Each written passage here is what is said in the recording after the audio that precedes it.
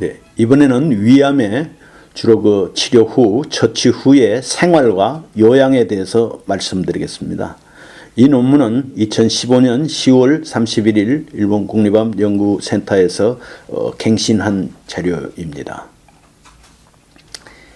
우리가 보통 이제 우선 수술 후에 일상생활에 는 어떻게 영위를 해야 할까에 대해서 좀 말씀을 드리겠습니다. 수술 후에 생활에 가장 큰 변화가 오는 것은 식생활입니다. 그 위에 일부 또는 전부를 절제한 경우 그 위장의 상태에 따라서 수술 후에 후유증을 겪기 때문에 그 담당 의사와 간호사 또 영양사 등과 상담을 하여 자기 나름의 대응책을 찾아가야 하겠습니다. 이거는 꼭 식사뿐만 아니라 우리에게 가능한 모든 것들을 조금씩 생활에 적용하여서 익혀가는 것이 우리 자신들의 요양 생활을 보다 쾌적하게 꾸려가는 것에 도움이 될 것입니다. 또한 무리를 하지 않는 선에서 산책이라든지 이런 가벼운 운동을 매일 하여서 체력 유지에 노력하는 것도 아주 중요합니다. 그러면 수술 후에 나타나는 소화기 계통의 증상을 보면 위를 절제하고 나면 이 다른 소화기계, 우리가 말하는 소장, 대장, 직장 이런 부분에 아주 몸 전체에 다양한 영향을 미칩니다. 그래서 우리가 위의 수술은 보면 위를 전부를 드러내는 전적술이 있고요. 또 식도와 위가 이렇게 경계선에 있는 부분을 우리가 분문이라고 그러거든요. 위에 분문, 분문측 또 절제술이 있고요. 또 반대로 위에 제일 아랫부분에서 이제 공창이나 이 소장으로 내려가는 부분을 유문이라고 그러는데 또 유문측 절제를 한 부분도 있고요. 또 최근에 와서는 유문을 보존하는 위 절제술 이런 여러 가지 다양한 방법이 있는데요. 그것은 위치에 따라서 절제한 위치에 따라서 아주 증상이 다르지만은 대체로 보면 크게 한 3가지가 있습니다. 이 덤핑 증후군이라는 게 있는데요. 이 덤핑 증후군은 소위 말해서 위를 잘라냈으니까 우리가 먹는 음식이 바로 식도를 통해서 바로 이 공창이나 이 작은 창자로 들어가기 때문에 이때 우리가 말하는 그런 이 덤핑 증후군이 생기는데요. 덤핑이라는 게 그냥 쏟아붓듯이 쏟아붓는다는 이런 뜻이 있고요. 또 위에 분문척을 수술한 경우에는 이 위산이랑 혹은 음식물 이런 것들이 도로 식도로 우리가 역류에서 올라오는 어떤 이런 역류 증상이 상당히 또 많고요. 아무래도 우리가 말하는 이 소화를 하는 기관을 다 잘라냈거나 부분을 잘라내고 나니까 이 속이 편하지 못한 이 더부룩함 이런 것들이 있을 수 있습니다. 3가지 정도가 가장 대표적인 증상인데요. 이 증상들을 또 한번 자세히 살펴보면 위를 전부 잘라냈을 때 소위 위 전적술 후의 어떤 증상을 보면요. 음식물이 식도에서 곧바로 이 소장으로 흘러가기 때문에 아까 전에 말한 대로 이런 덤핑 증후군이 생기기 쉽습니다. 이 영양의 흡수는 소장에서 보통 이루어지지만 연결한 장이 부풀어져서 위에 대신 역할을 할 수는 없지요.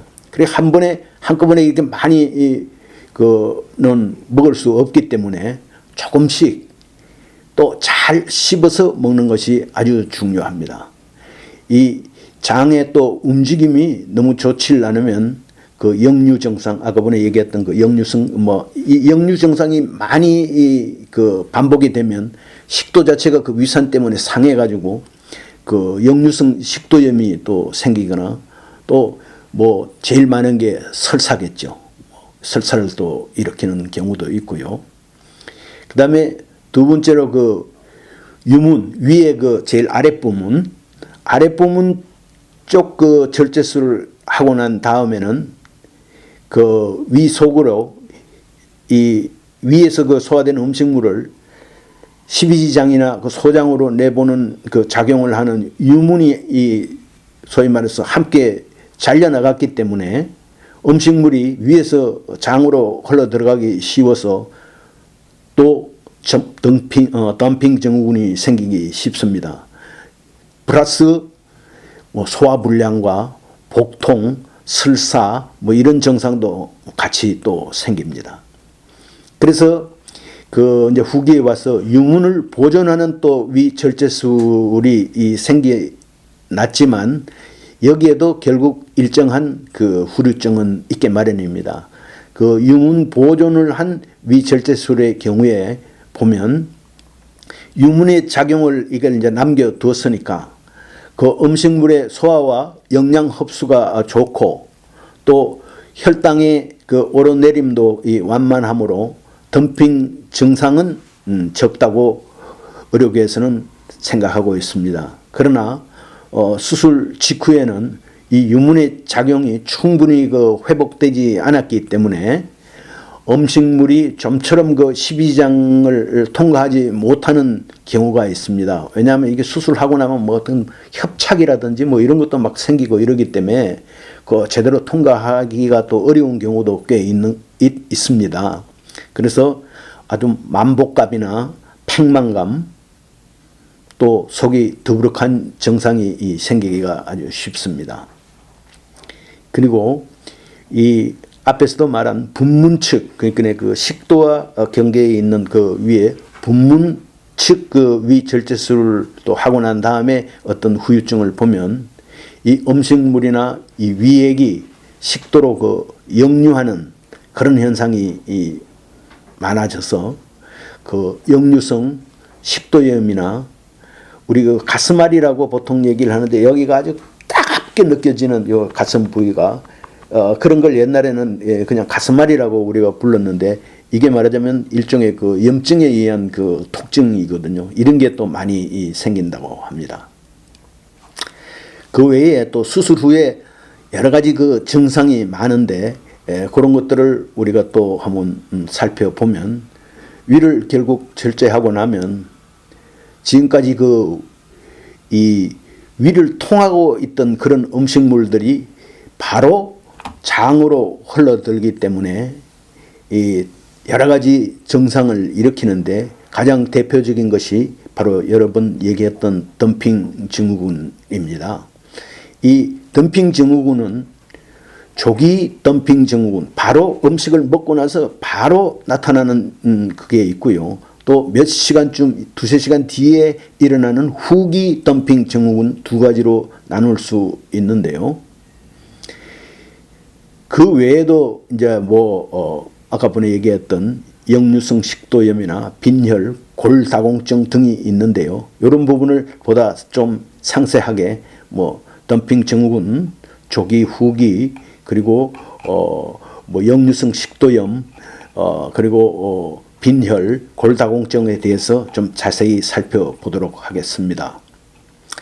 조기 덤핑 증후군이라는 것은 위가 이제 절제되었으니 당분이 많은 음식물이 십이지장이나 혹은 상부 공장 속으로 급속하게 배출되는 것이 그 빌미가 되어서 혈당치가 급격하게 상승을 하고 그렇게 되면 아주 특수한 호르몬이 분비되는 현상이 일어납니다. 이건 보통 식후 30분 이내에 주로 나타나는 증상으로 막 식은땀이 난다든지 이 심장이 두근두근 거린다든지 현기증 혹은 졸음 혹은 배에서 꾸르륵 꾸르륵 이런 소리가 나는 그 한자로는 복명이라고 그러는데 울명자죠. 배가 운다 뭐 이런 뜻인데요.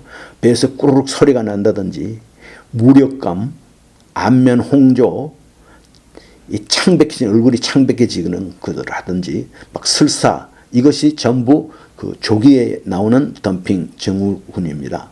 이 이 조기 덤핑 증후군에 대한 대책으로는 한 번의 식사를 양을 아주 적게 하고 그걸 몇 번에 나누어서 보통 뭐 6번, 7번 우리가 33끼 먹는다고 보통 치면 이것은 뭐 6번, 7번으로 나누어서 조금씩 시간을 두고 먹고 그 다음에 아주 잘 씹고 꼭꼭 씹어서 천천히 이렇게 먹는 것 이것이 좋고요.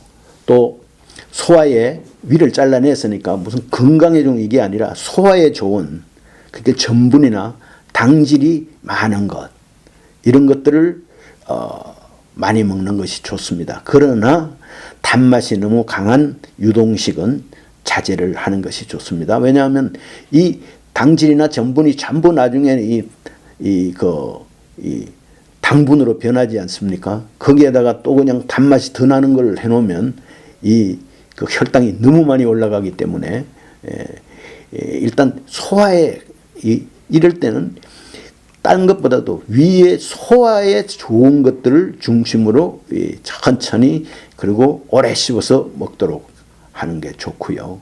또 식사 중에는 수분 섭취를 자제하는 것이 좋습니다. 이 들이마신다는 것 자체가 바로 덤핑 형태가 되지 않습니까? 그렇기 때문에 수분은 조금씩 식사 중에는 나중에 조금씩 입을 적시듯이 마시는 것이 좋다는 경우죠. 그래도 이런 증상이 계속되면은 당연히 의사와 상의를 해야 할 것입니다.